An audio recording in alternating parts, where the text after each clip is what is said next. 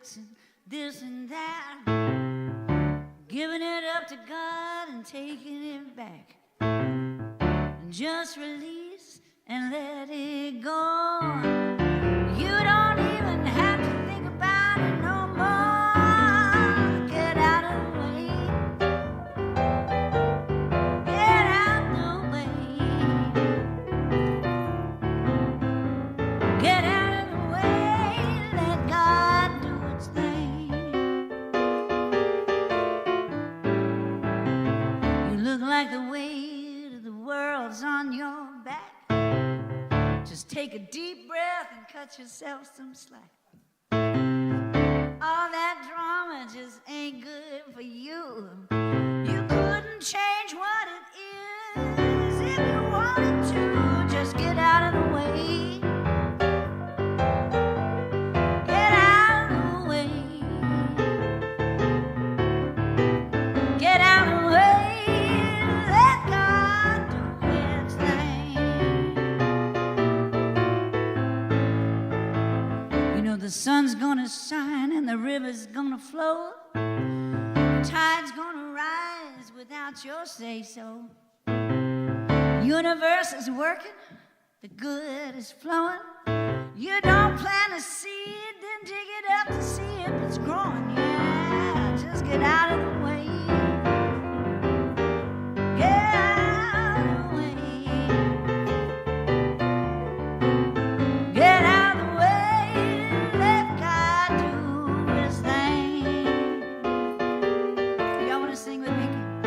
Get out of the way. Yeah, just get out of the way. Get out of the way. Woo. Let God do its thing.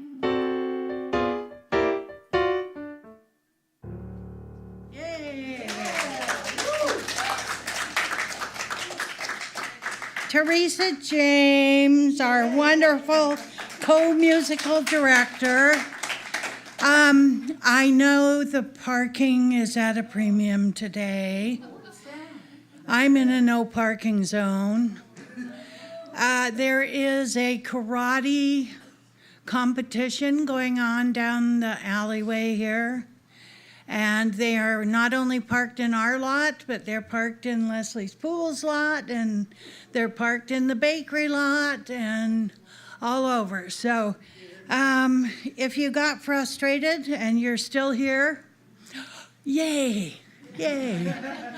Good morning, everybody. Welcome. Welcome this morning to the Granada Hills Center for Spiritual Living. We are located in the North San Fernando Valley in Granada Hills, between White Oak and Shoshone, and we are here every Sunday, 9 o'clock and 10:30. Welcome to those on the live stream. Wave to them, everybody who is on. We have people from all over. Thibaut's from France, Mike's relatives in Ireland, Reverend Karen Mitchell's in Ireland. Hi, Karen. And they bought a house there. And so they're doing half and half. 6 months there, 6 months here. And interesting, but her husband, Kevin, is a musician, and he got on a big, they call it a gig in your vernacular.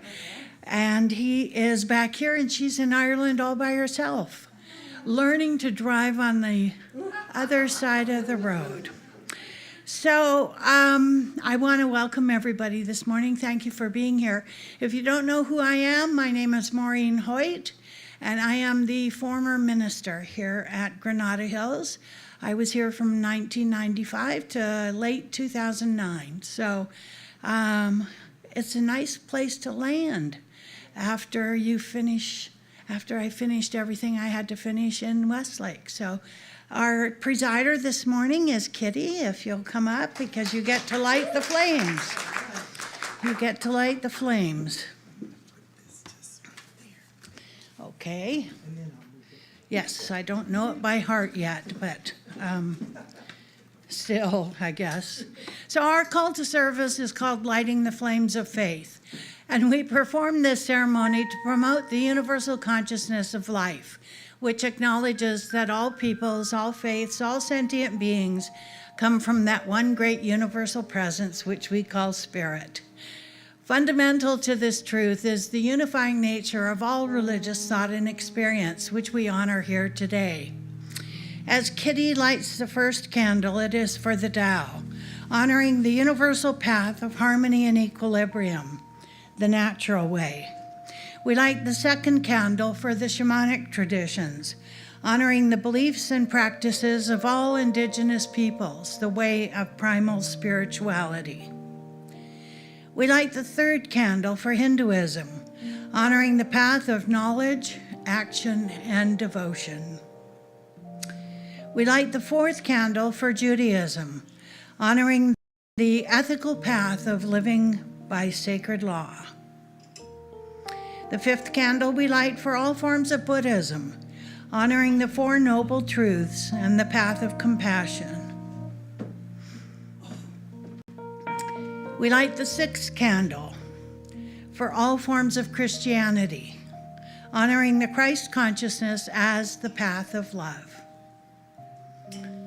We light the seventh candle for all forms of Islam, honoring the path of submission to the will of God as the highest calling.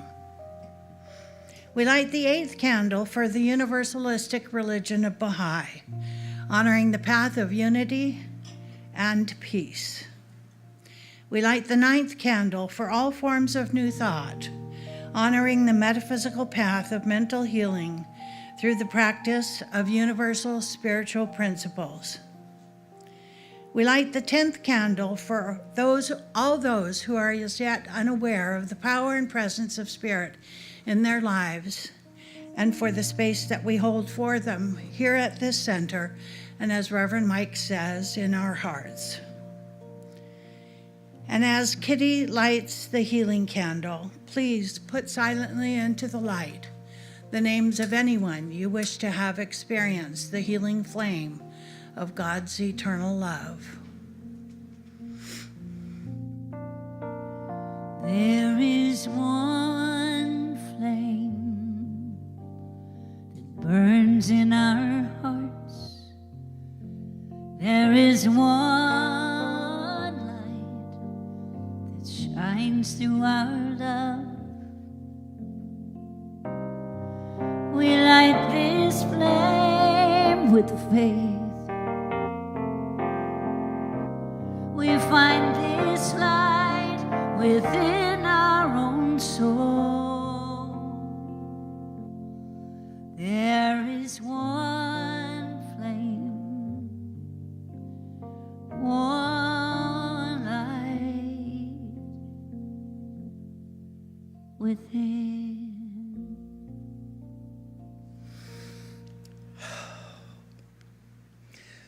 I am just moved to tears from that beautiful song.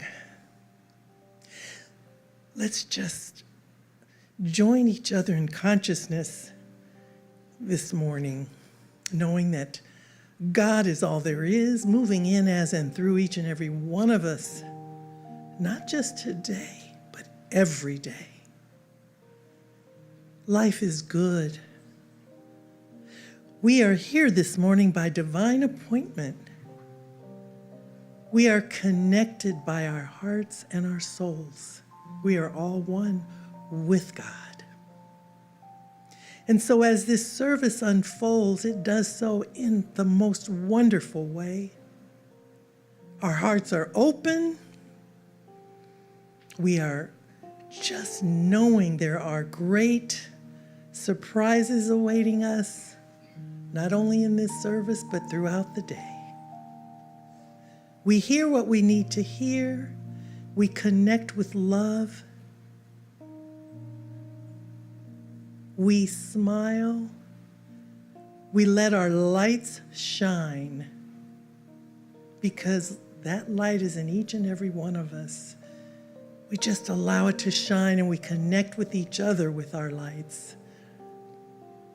It is a good day. It is a beautiful day. This is a wonderful service. All is well. And I just release my word to that law of mind that only says, yes, my beloved, yes. It is all good, it is all God. And together we affirm it by saying, and so it is. Amen. Good morning, everyone. There is a word that people use lately. I'm sure most of you have heard it. It's called lifing. Have you guys heard that word? Oh, interesting. Okay, some have, some haven't. Sometimes when you ask someone, how are you doing? What's happening? Oh, I'm just lifing. And it sort of has a negative connotation. And usually people say that when they're kind of dealing with challenges in their lives. Well, I'm lifing, I'm doing the best I can, you know. I believe that it's important, however, to see lifing as positive, as a wonderful thing, embracing those twists and turns with gratitude for being alive here at this time and in this space. Now, that doesn't mean we're going to be perfect all the time. It's staying positive. I actually heard someone say once, you know, even saints have a bad day once in a while. So, you know, being spiritual doesn't mean transforming ourselves into apathetic, stoic, or impassive humans with no emotions and no misunderstandings. I have often found that as we go through life, taking risks and leaning to our potential and into possibilities and working towards that growing edge, it can get kind of messy. For sure, we don't always get it right, but we always know that we have the capacity for self-correction and self-forgiveness where needed. Dr. Ernest Holmes said, "The person who is to succeed will never let his mind dwell on past mistakes. He will forgive the past in his life and in the lives of other people. If he makes a mistake, he will at once forgive it." Now, I believe to be at peace with our imperfections is a deeply spiritual practice. It asks us to surrender the illusion of perfection and trust that we are already whole in the eyes of the divine. The rough edges we carry, the doubts, the shortcomings, the unfinished places, they're not blemishes that disqualify us, but openings through which grace flows. I have learned over the years that trying to achieve perfection or avoid human experiences doesn't serve me. I believe that our path is to unfold ourselves from within by letting go of the illusion of fear and opening to our inner promptings and stirrings. It's to step out in life in a bigger way than we may feel we're even capable of actually pulling off. Think about when we were first learning how to walk. Now, none of us learned this in a day. Many times we fell down, but we got right back up, and we kept at it until we figured it out. I mean, we're all walking around. That's a testament. Anything we have mastered began with a learning curve, and learning curves often come with some imperfections along the way. Our imperfections can ground us in humility, keeping us tender towards others and receptive to love. When we stop resisting our flaws, we find that Spirit can use even our weakness as a channel for strength, compassion, and wisdom. In this light, imperfection becomes less a burden to bear and more a sacred teacher. It teaches us that wholeness is not about being flawless, but about being real. It reveals that the holy often lives in the cracks, where forgiveness is needed, where patience is tested, and where love is most deeply given and received. To embrace imperfection, then, is to embrace our humanity as sacred, and to trust that the divine presence is shaping us through every unfinished edge. I challenge all of us to release the burden of trying to appear flawless and instead rest in the truth that our imperfections are not obstacles to God's love, but places where it shines most brightly. May we carry our imperfections with gentleness, our struggles with humility, and our growth with hope, knowing that we are already whole, already loved, already enough in the eyes of the divine. Thank you. Namaste.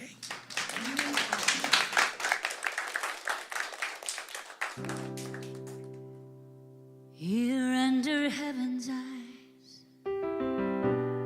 down under paradise, sometimes it feels like we're so small. Here on the shores that reach out to infinity, how could we matter much at all?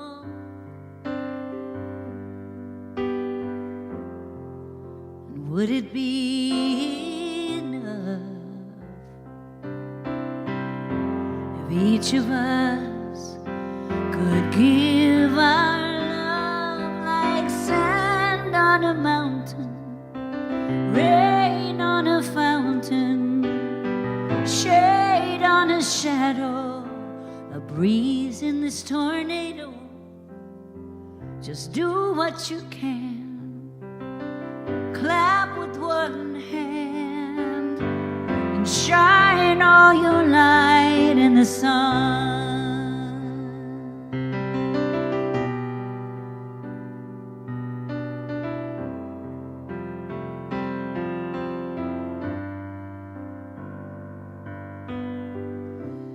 We live to learn to love. Oh, mercy from above, amazing grace, rain come falling down. We sing our hearts to you, our song of gratitude, the voice of every soul, how sweet the sound. And we can only trust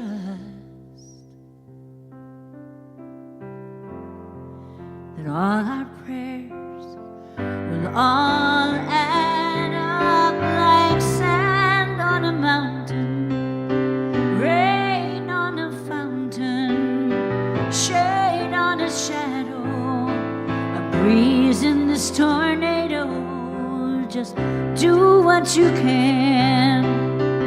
Clap with one hand, shine all your light in the sun.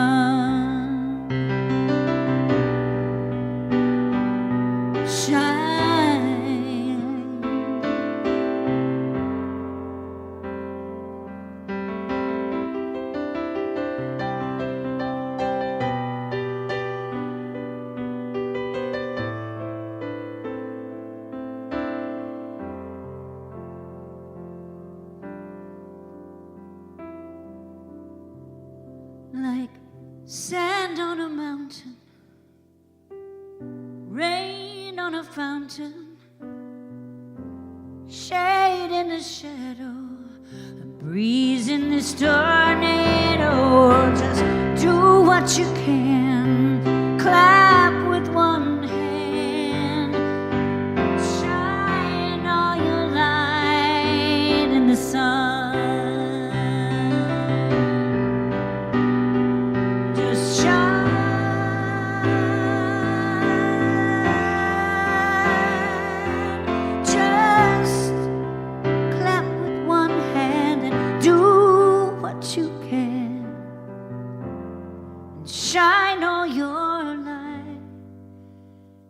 the sun.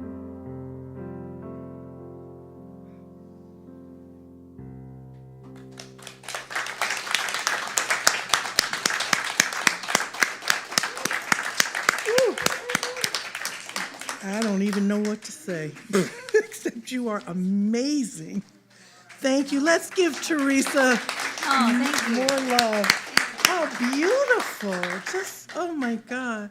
Shine all our light, you guys, in the sun. I'm telling you, she's right.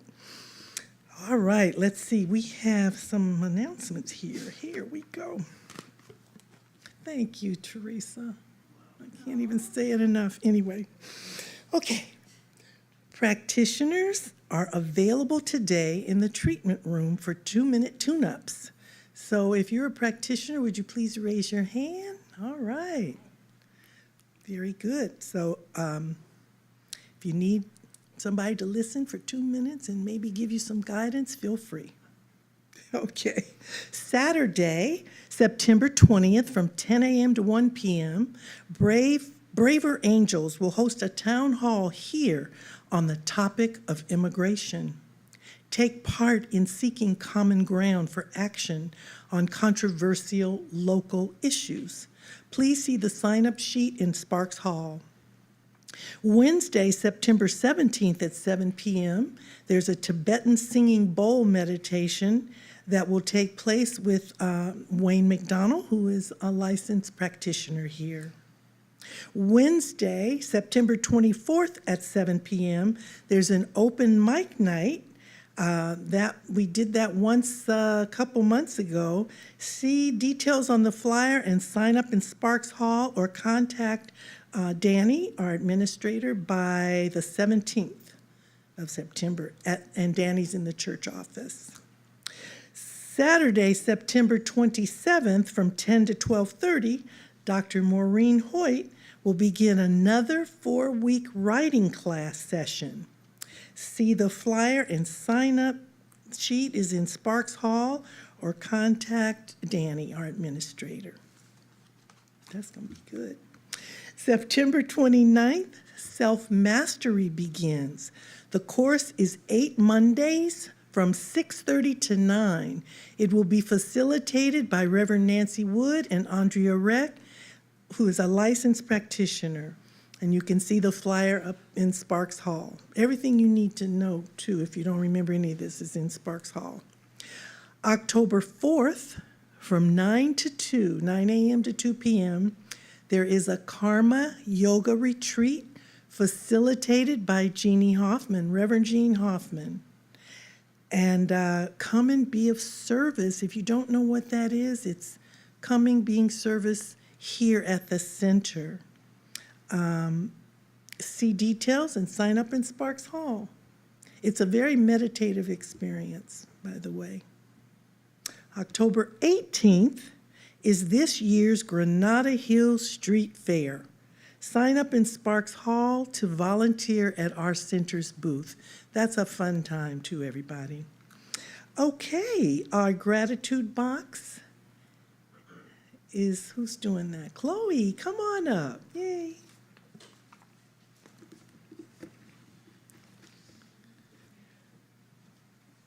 Also, my birthday's coming up too. All right, girl, happy birthday. Not this week, but the week after.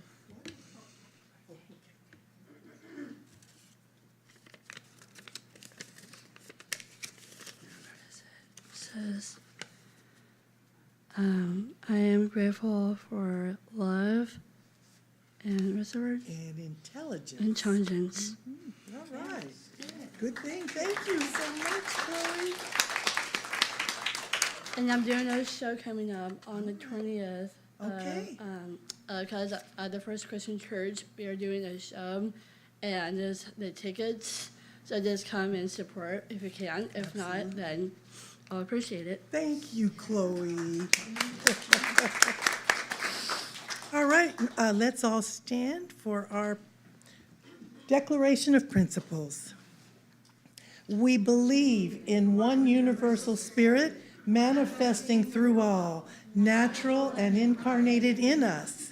We believe that the universal spirit is personal to and reveals itself through everyone who recognizes its presence. We believe that our faith operates upon a law of mind, which automatically manifests in our experience according to that faith. We believe in the unity of all life and in the immortality of the individual soul forever expanding. We believe in the eternal goodness, the eternal loving kindness, and the givingness of life to all.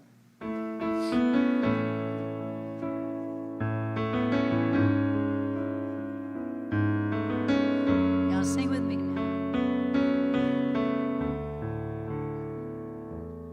I am so blessed. I am so blessed. I am so grateful for all that I have. I am so blessed. I am so blessed. I am so grateful. I am so, one more time, y'all. I am so blessed. I am so blessed. I am so grateful for all that I have. I am so blessed. I am so blessed. I am so grateful. I am so blessed. Wow. Some of you have intestinal fortitude to find a parking space to get here. It took a bit for it, huh? And some of us are parked illegally. I think they'll cut us some slack today. There's a karate thing going on down the alleyway here, and boy, well, they don't understand the signs in our parking lot either. I just have to say that. All right. Just one Sunday every once in a while that happens, so don't let it deter you from coming back. The theme for today, or this month actually, is transcendent purpose. And the interesting part about that is that I kind of change things up a little bit sometimes. I like that they give us notes to look at. However, you know, sometimes, as Reverend Nancy would say, our brains don't go that way. We have a different idea. You know, I'm glad to be back in the pulpit again. It's been a long time. And it kind of sounds like the lyrics of the song, back in the well, I won't do that. Anyway, I've been around Reverend Mike too long. I think that's what it is. Anyway, I like this theme because it's riddled with promise. Would you not agree? Yes? Yes? The author of some of this text for this monthly theme of transcendent purpose is Reverend Darrell Jones. I didn't have the time to look him up, but he did some good writing from a writing perspective. You know, I listened to the Bill Moyers interviews with the great Joseph Campbell over and over again. I actually still have a CD in my car. It's a 2014 RAV4, so I have both a CD and, yes. So I didn't have to translate to an MP3 or anything like that. But over the 37 years since, when I saw that it was 37 years since it had been recorded, I just, wait, that can't be right. But yeah, it can be right because we were required to listen to the full series when we were in ministerial studies. And I didn't graduate until 93. So they were originally 6 one-hour sessions that were shown on PBS. And Joseph Campbell died in 1988. They were aired. So he never got to see them because he had already passed away. But he probably had no idea what the impact of, look at that cute face. I mean, how could you not love that guy? The impact that those recordings had on anybody who ever listened to them, because they were just, he he was a mythologist, and he studied mythology in all its forms from thousands of years ago to when some of the things were recorded. Now, you probably heard me tell this story before, but I'm telling it because I need to hear it. Bill Moyers interviews Joseph Campbell, and the question he asks is, what in your estimation is the purpose of life? Is there a divine purpose we individually come here to achieve? Now, Joseph, and I listen to it, Joseph Campbell actually giggles. A grown man giggling is so cute, you know. I'm paraphrasing his response. He says, I don't believe in a life's purpose or God's plan for us. He said, I believe that we have a life's potential. A divine potential, if you will, but a life's potential. Then he hesitated as though he were trying to find the right words. He goes on to say, what are we left with when we achieve our life's purpose? He said, is this all there is? So I started to think about that. And then he goes, no. He said, if we understand that we've come here with a never-ending potential, there's no limit to what we can achieve. Just wrap your head around that for a second. You know, we think, you know, that we are stuck because of our upbringing. We're stuck because of our education. We're stuck because we're female. We're stuck because, right? This was life-changing for me. And in my early days, I kept asking God to show me what my purpose was. You know, almost on bended knee. And God always answered, you have to tell me. You have to show me what your purpose is, my child. You know, it's not about doing, it's about being that purpose. You know, that's really a lifetime experience, okay? Joseph Campbell described potential as the inherent gift or true self waiting to be fulfilled, emphasizing what is it are we questing for? What is it that we're questing for? It is the fulfillment of that which is the potential in each one of us. He urged individuals to follow their unique path rather than someone else's, stating, if you follow someone else's way, you're not going to realize your potential, he said. Campbell also noted that the privilege of a lifetime is being who we are. You know, sometimes I'm on the good end of the spectrum, and sometimes I'm on the other end of the spectrum. I'm not even going to identify that. He said, by pursuing one's bliss, the universe opens paths to realizing this potential. But we have to define our bliss, don't we? What is the thing that gives us joy? What is the thing that we do that if we don't do that, the day isn't complete? Campbell believed that fulfilling our potential is about realizing our personal myth. Every person here is creating their personal myth right now by being here today.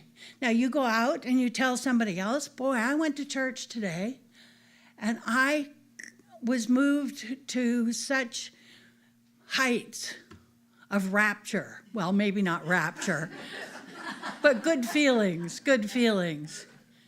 And you tell somebody else that. You know, there's a saying in 12-step that people who come new to sobriety say, we want what you have and we're willing to go to any lengths to get it. You know, what lengths? You know, the old joke is, if you were convicted of being a religious scientist, would there be enough evidence to convict you? You know? Seriously. Campbell noted the privilege of a lifetime is being who we are, and that by pursuing our bliss, the universe again opens to realizing this potential. So, finding our personal myth doesn't mean that we're the only ones to bring this gift to the world. Because we find other people who are doing a similar kind of thing. Don't we gravitate toward the people that really understand what we say without having to explain ourselves? Or that when we laugh at something funny, we don't have to tell them what's funny, because they can laugh too. It does mean that we may align, as I said, with a group of people who have the same intention behind their unique gifts. And we do find comfort in numbers. That's why we go to class sometimes. No, all the time. That's why we go to class. Oscar Wilde said, "Be yourself, everyone else is taken." Again, what are we questing for? What are we looking for? My primary basic assumption, I learned 25 years ago from a 4-day intensive with Maureen Nemeth. She's a clinical psychologist with 29 other people, is that people are jerks. And I was in ministry at the time. And that night I went back to my room and wrote 6 pages about why that couldn't possibly be true, because I'm a minister, for gosh sakes. But what happened, and she says we get our basic assumption at about 4 years old. What happened is I had a very contentious relationship with my older sister because she didn't want me to be there. And she was my first jerk, and we happened to be in the class together, which Maureen Nemeth pointed out to everyone in the class. But my ancillary assumption, basic assumption, is this isn't it. I used to go to every workshop, every class, and read every book. Reverend Nancy and I have the same one. Every book to find out my life's purpose. And I'd often come away thinking, well, that wasn't it. Or let me do this class over again and see if I missed something. And still I concluded this isn't it. I mean, how many people in here have that kind of questing going on? We still do. We never get over that. What are we questing for? Again, I'm asking that question. If it's not your purpose in life, could it be your transcendent potential? Could it be your transcendent potential? Might be that my ear's daughter is getting ready, is in labor. Oh my gosh, thank you, my ear. Take her, get her home, or wherever she's going to have that baby. Oh my gosh. Okay. Oh my gosh. How cute is that? I saw when she came in, she was struggling, but now she's got to go someplace else. Please don't have the baby here. So what's the transcendent potential? Is it the fulfillment of that which is the potential in each one of us? Campbell says, the privilege of a lifetime is being who we are. Our own path is made with every step we take. Campbell believed that fulfilling our potential is about realizing our personal myth. I guess I'm repeating myself here. But the gift to the world is who I am, who we are, and who we're intended to be. No great achievements, no medals of honor, no great American novel, no PhD, no great financial legacy. Just by standing in truth and being who we are, that is our legacy. Me, you, each one of us. I don't have to do anything spectacular, but be the best me that I know how to be to make a difference in the world. Because we can't keep our goodness for ourselves. We have to share it. This may seem incongruent to a few people today, but as Campbell said, we must be willing to let go of the life we planned so as to have the life that is waiting for us. We have to turn the page. We can't keep reading the last chapter. We have to turn the page to go to the next chapter. Have you ever known someone who took schooling as just another notch in the belt of education? I know people like that. They never used their degrees for anything. or shared the information that they learned in earning those degrees. I have, again, the privilege of a lifetime is being who we are. You know, as I've said before, standing in this pulpit, I don't want to get to the end of my life and have my epitaph read, "Here lies Maureen, she paid her bills on time." You know, I'd like to be remembered for something better than that. But the only legacy that we leave is our happiness. That's it. People don't remember what we did. They remember how they made us feel. The journey to discover our potential is an adventure. It's what Campbell calls a free fall into the future. To stand up for those less fortunate, it requires bravery. To see something amiss and say something requires bravery. To extend ourselves to help others, to be courageous when all of us, everything around us seems to be falling apart, and mostly to know that whatever befalls us is not the end. It's not the end. Any disaster that we survive is an improvement in our character, our stature, and our life. Take my word for it. I know that from a recent experience. I learned that big time on June 11th. What a privilege it is to be here. Order, healing, and love belie every moment of chaos, pain, and fear. This is when the spontaneity of our own nature comes into play, and we're living and being our transcendent potential.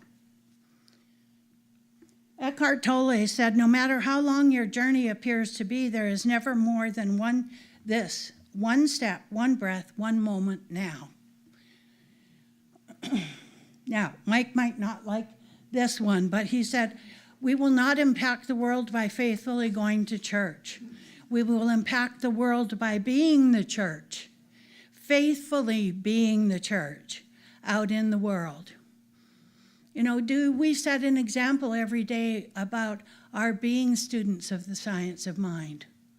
And I think for most of us, that's a constant. Some religions actually force their members to attend church by telling them absence is a sin. I disagree. Some of the most spiritual people I have ever met have never set foot inside a church. The church is the forest, the ocean, their meditation room, or their garden. Religion needs spirituality. Spirituality does not need religion. Okay, I'm controversial. Maybe the journey isn't so much about becoming anything. Maybe it's unbecoming everything that isn't me, so the real me can emerge and be who I was meant to be in the first place. David Hawkins said in Power versus Force, "Force can bring satisfaction, but only power brings joy, personal power, self-power, capital S, self-power. Victory over others brings us satisfaction, but victory over ourselves brings us joy." You know, they talk in the Olympics, they talk about the personal best. You know, what is our personal best on a daily basis? Also, according to David Hawkins, levels of consciousness set the tone for our life, for good or for bad. The higher our level, he says, the better off we are. Consequently, we're more able to positively impact the world. And I disagree with this on the basis of semantics. Spiritual consciousness is not based on levels of higher or lower. It is based on expansion. I stand in a circle of my own consciousness. Vinu stands in her own circle. But when we get close together in our thoughts and our feelings, our circles expand to overlap one another.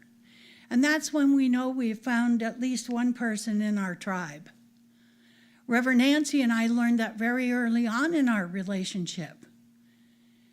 Because I used to joke that Reverend Nancy and I were twin separated before birth, and she got all the color. You know.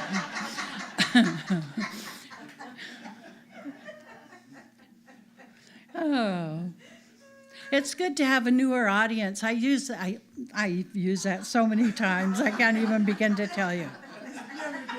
It never gets old, yeah. The circle of awareness and understanding of how God works in our lives grows and grows and grows until my circle overlaps with every other circle in this room. Consciousness is consciousness is consciousness. You can't get away from that. How self-aware are we? As we expand our awareness of the power and presence of God in our lives, our use of this unlimited resource expands our experience of life in a prosperous and abundant way. It's a simple presence. It's not about acquiring stuff and things. You know, the definition Maureen Nemeth gives to success is doing what you said you would do consistently with clarity, focus, ease, and grace. Some of us do it with clarity and focus, but not much ease and grace. We mess with things. When my daughter was 4 years old, she was helping to clean up the yard around the high school where we met in their auditorium on Sundays. In picking up the trash, she found a $5 bill. She was 4. She thought she was a millionaire. She'd only seen coin money really before, right? Every time I got a 50-cent piece, I had her put it in her piggy bank. I wonder where they went, or if they were used. I have no idea. Anyway, today, she's in her 40s, and her consciousness of prosperity has evolved and expanded to allow her a healthy 6-figure income because she believes it is her divine right. She's a student of the science of mind in the home and in church. It is the work of an educated mind to be able to entertain a thought without accepting it. That's the good news and the bad news all rolled into one. So you educated folks out there and online, entertain this thought. Living a life of transcendent potential is meaningful beyond measure. We tap into the divine potential that surpasses all by growing deeper in self-awareness. We expand our conscious awareness and know the truth with a capital T is made manifest right here and right now. We humbly grow into our greatness, allowing truth to be our guiding compass. By listening from within, we hear the message of Spirit that guides our path. It isn't a divine plan in any way, shape, or form, really. We know that we are living a human experience as spiritual beings, continually remembering who we are and why we're here. So if we're truly committed to creating a world that works for all, let's embrace our transcendent purpose. If you don't, even if our transcendent purpose is different than it was 10 years ago, it's going to be different 10 years from now. A higher understanding of divine expression through us is what our transcendent purpose really is. That's our purpose, and the only purpose. This means praying for those who commit wrongful acts, seeing them as divine beings, and sending them our prayers. Is it warm in here, or is it just me? Thank you. While we need not condone their behavior, listen to this very carefully. While we need not condone their behavior, we can extend compassion. Now, Ernest Holmes would say in The Science of Mind, when we have as much compassion for the murderer as the one murdered, we will have arrived spiritually. Big step to take, isn't it? Our transcendent potential, or purpose, if you will, if this is the term that you prefer, which surpasses all, invites us to ascend in conscious awareness in all that we do. This ascension facilitates the release of guilt, blame, and shame, and it encourages forgiveness regardless of the circumstances, and it inspires us to practice our spiritual principles of new thought and ancient wisdom in every encounter. So we remain mindful of divine truth at all times and engage life in a sacred and blessed way, knowing with God all things are possible. Will you join me in consciousness, please? And go within for a moment and just simply know the truth with a capital T is that God is all there is. That is the be-all, end-all statement of truth for today. God is all there is. And in this awareness, as it expands and grows, in our personal awareness, we become somewhat dependent on this idea because we have experience in how God operates in, through, and as each one of us. And those experiences serve to prime the pump for future experiences, knowing that our health, our relationships, our careers, and our money is simply flowing in divine right order. We may not know why things happen the way they do, but we also know that when we look back at our lives in retrospect, that every situation or circumstance that has occurred has done so for us to have a higher, newer awareness of our own capabilities. And so we move through life. We glide through life sometimes. We trip through life sometimes. And sometimes we just sit through life. As Kitty was talking about this morning, some of us do a lot of lifing and very little living. And so moving through that idea and taking charge of our own personal experience, we know unequivocally today that our divine potential is at the ready for us to acknowledge it and to see it through to completion, or fruition would be more accurate. As I joyfully receive and give thanks for this awareness today, on behalf of each and every person here and those online, I know that God is good, God is love, and when I know that God is in the mix, I know also that all is well, as we say together, and so it is.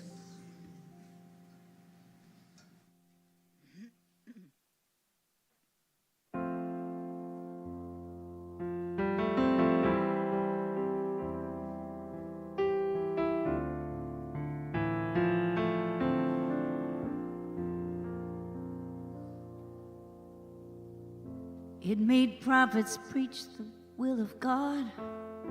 Da Vinci's hand paint works of art. It's in every one of Shakespeare's plays.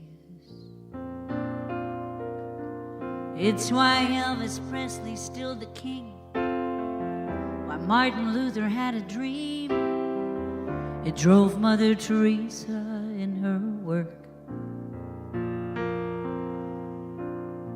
When you put your heart in what you do, amazing things can come to you. The greatest gifts you ever knew. That's what heart can do.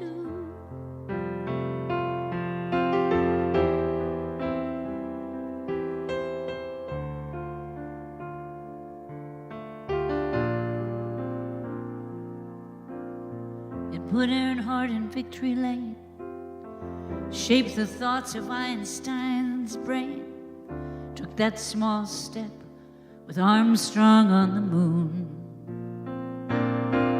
He got on the bus with Rosa Parks, was there when Noah built his ark, is guarding the unknown soldier's tomb.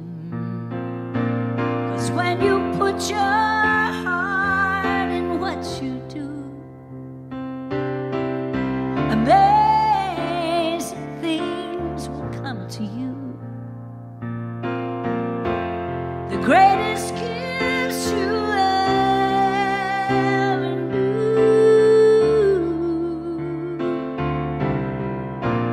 That's what heart can do.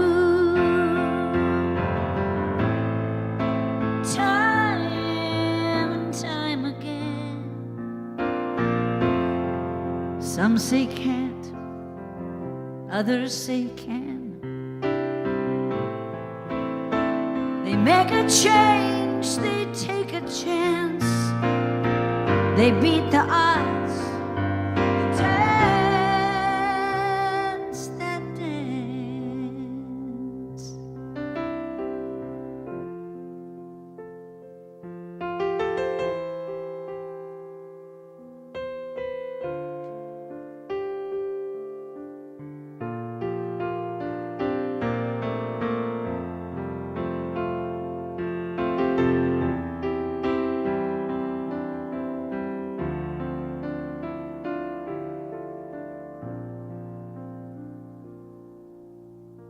And when you put your heart in what you do, amazing things can come to you. The greatest gifts you ever knew.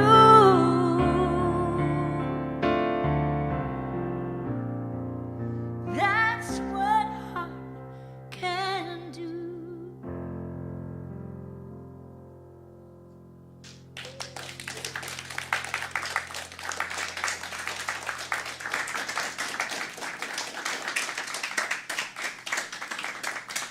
Somebody asked me one time, do you know any musical artists, singers who have perfect pitch? And I said, first of all, I said, well, he's dead now, but John Denver had perfect pitch, and Teresa James has perfect pitch. Yeah. Yeah. If you've never had the opportunity to hear her when she's with the whole rock and roll band, it's just outstanding, just outstanding. Thank you. Yeah, shades of my youth. You know, we went to what was that winery place? Cantara. Yeah, down in Ventura. Right. Yeah. And first I thought I was going into an industrial parkway, which it is actually. It's totally an industrial parkway. I thought I was really lost. And it was very dark in there, but we got there anyway, and here they were. And by the time the evening was halfway over, everybody was up dancing in the back part of the room. I have a little sad news to share this morning. Most of you know the eldest member of our congregation, the beautiful Margie Lyser, made her transition yesterday morning, or day before yesterday morning. 99 and some months, maybe 99 and a half almost. She wanted to last till she was 100, but she had different ideas. Yeah, she did. And so we're going to bless her with a memorial service at some point in time, and we will let everybody know about that. Reverend Nancy was with her, and James, who's sitting in the back, was with her when she left this plane of consciousness into a greater sense of becoming. So there you go. All righty. What comes next here? Oh, yes, the offertory. Thank you, Chloe. Very important. Very important. I want to thank all of you for, if you've come here with a gift to give, let's just hold it in your hand for a minute and repeat after me. Divine love consecrates my gift. It goes forth to heal, to prosper, and to bless. It is evidence of my conviction that God is the source and substance of my supply. I joyfully give to the Granada Hills Center for Spiritual Living, knowing that my gift returns to me multiplied abundantly. If you come with a gift this morning, please come up and put it in the basket. Y'all sing with me now, okay?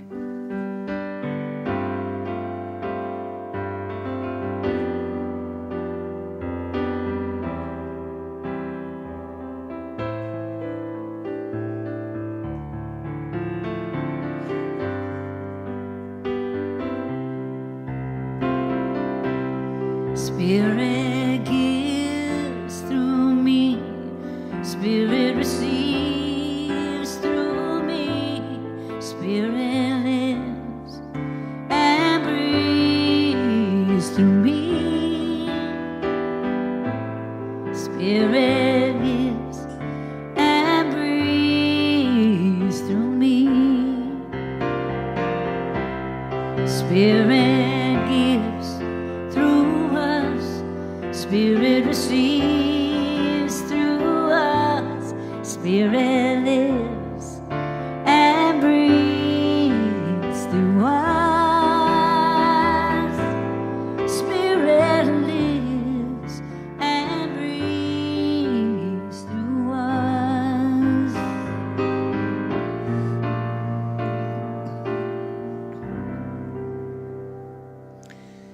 And please just close your eyes and join me in consciousness as we prepare to leave this beautiful space. We know that God is with us always. We take with us little pearls from today. We know that as we go out, we take this light that was within us and we share it. We spread it all around. And open hearts happen as a result. This is a good day, a wonderful way to start our day and to start our week. We are so grateful to all that has taken place today. So grateful for our wonderful minister, Maureen Hoyt, our wonderful musician, Teresa James, and we are so thankful for those who make this happen. The guys in the back who are always on point. We thank those who are online and those who have made it here today. With so much love in my heart, I just release my word to that law of mind, knowing that all is well, all is right with the world. God is great. And together we affirm it by saying, and so it is. Amen. Please stand for the peace.